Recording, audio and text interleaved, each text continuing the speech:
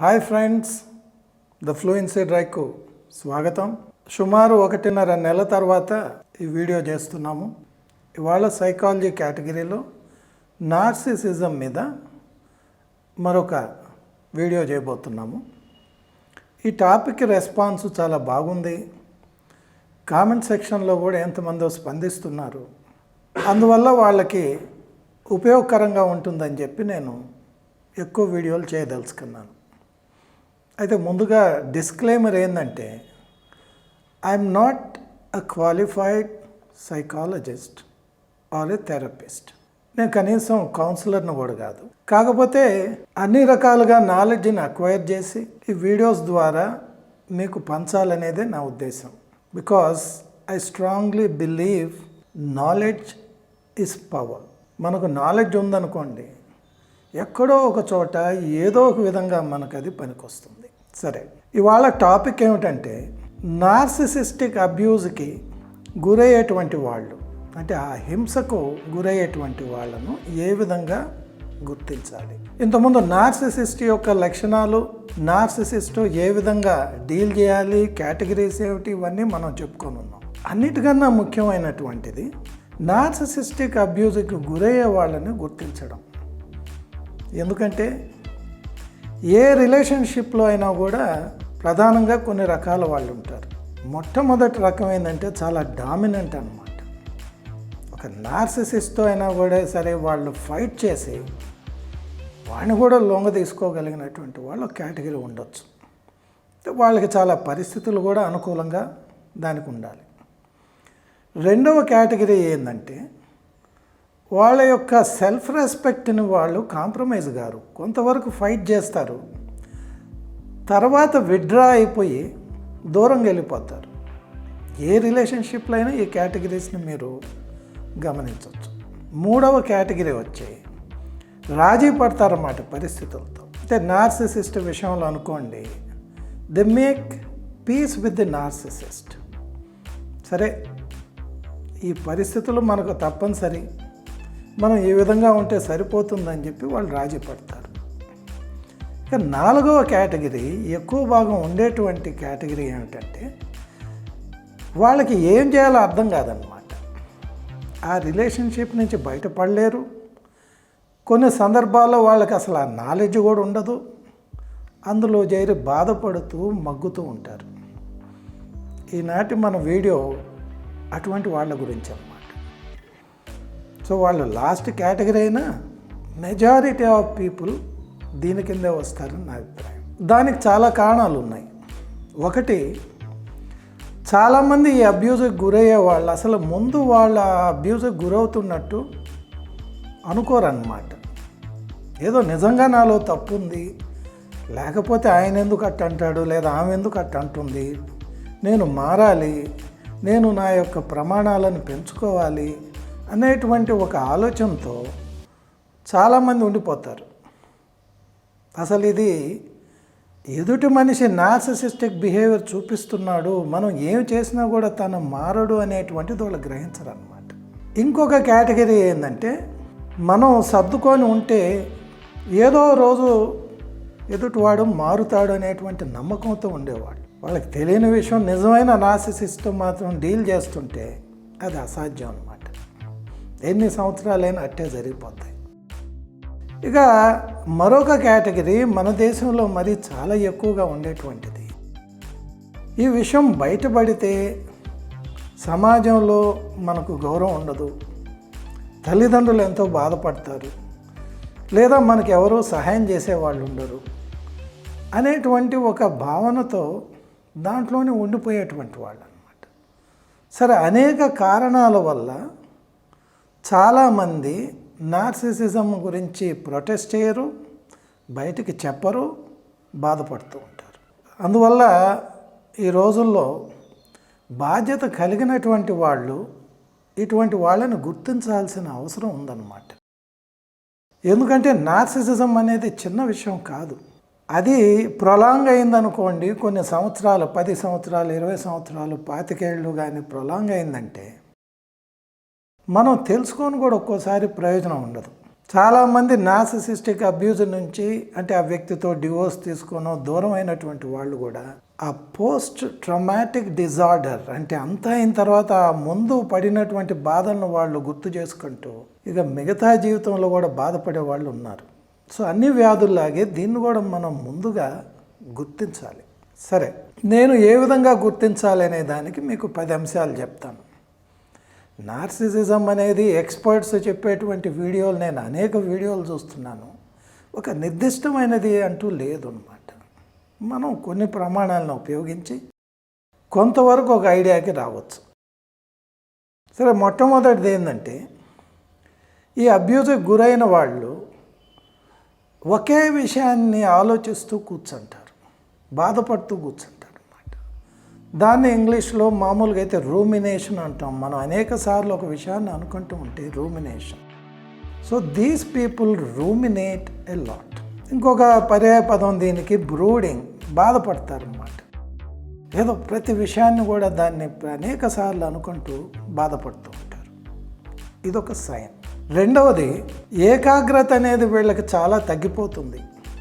అంతకుముందు చదువుల్లో బ్రహ్మాండంగా ఉండొచ్చు, క్రీడల్లో కూడా ఎంతో రాణించి ఉండొచ్చు. ఈ అబ్యూజ్కి గురైన తర్వాత వాళ్ళకి ఏకాగ్రత అనేది చాలా తగ్గిపోతుంది అన్నమాట.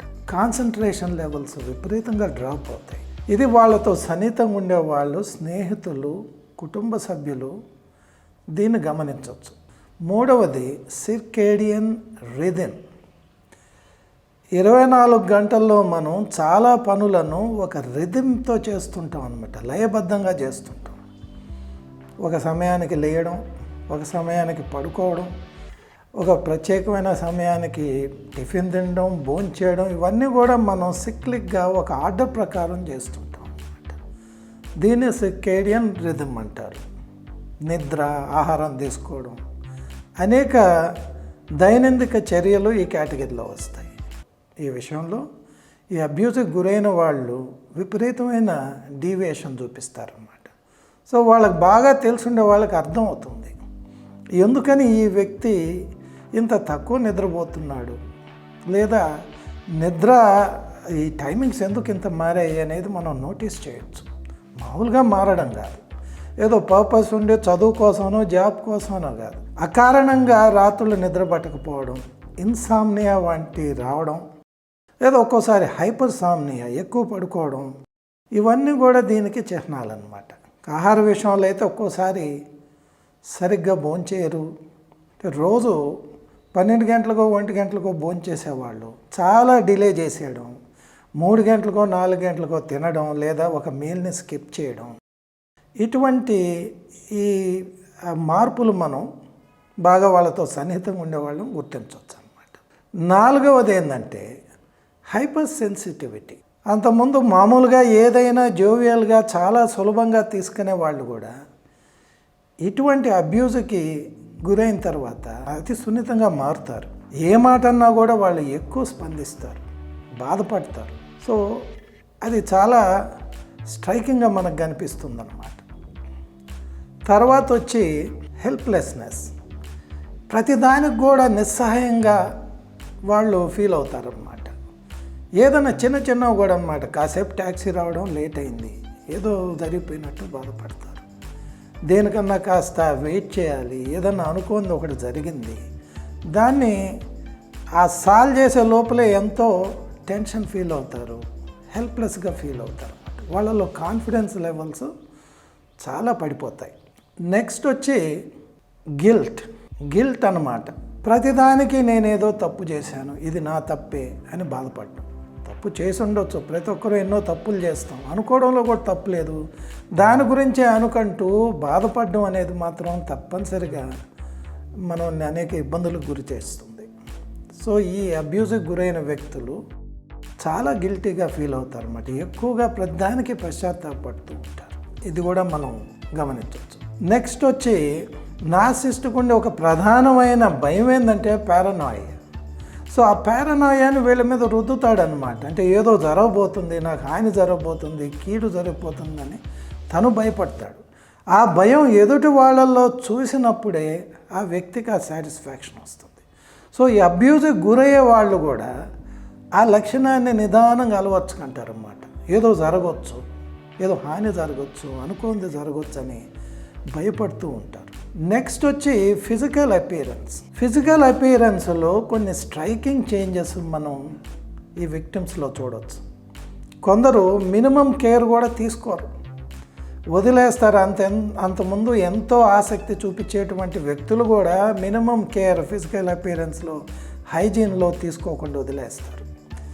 లేదా విచిత్రమైనటువంటి ఒక స్పెసిఫిక్ విషయం మీద ఫోకస్ చేయడం కూడా మనం అబ్జర్వ్ చేయొచ్చు. ఫర్ ఎగ్జాంపుల్, నార్సిసిస్టిక్ అబ్యూజ్ చేసేటువంటి వ్యక్తి నీ ఐబ్రోస్ అంత బాగాలేవన్నాడు అనుకోండి, వీళ్ళు విపరీతమైన కేర్ తీసుకోవడం, మామూలుగానే ఎంతో బాగుండేటువంటి ఐబ్రోస్ని అతిగా వాటిని ఏదో చేయడం, దాని మీద ఫోకస్ చేయడం, ఇటువంటివి జరుగుతుంది.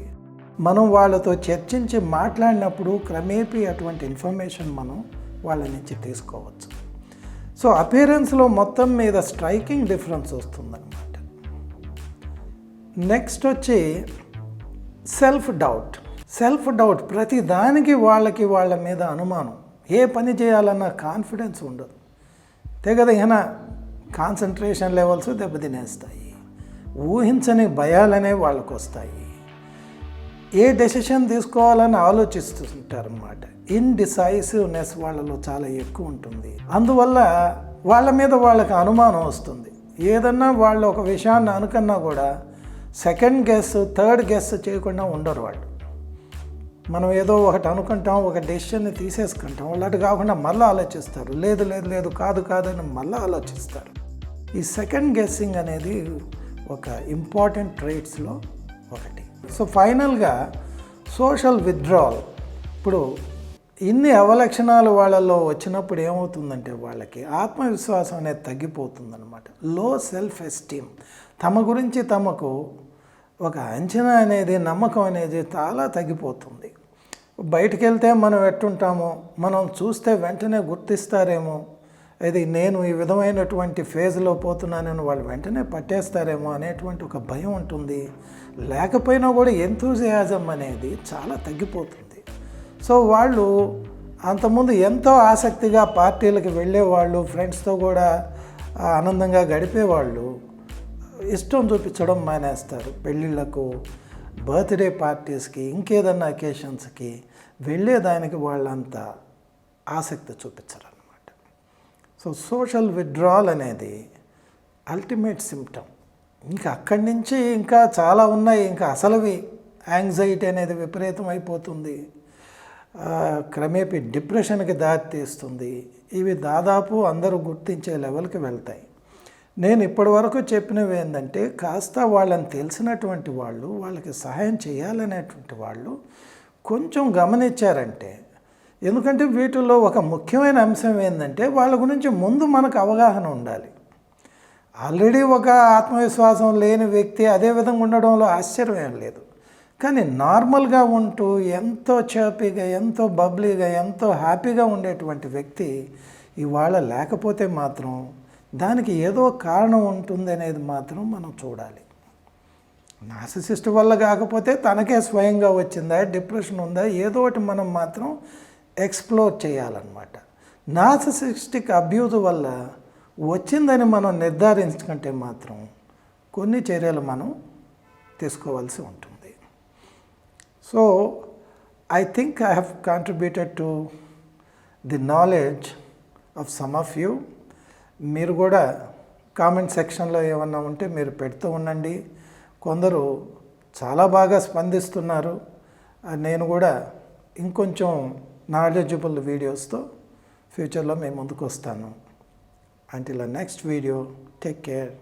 Bye.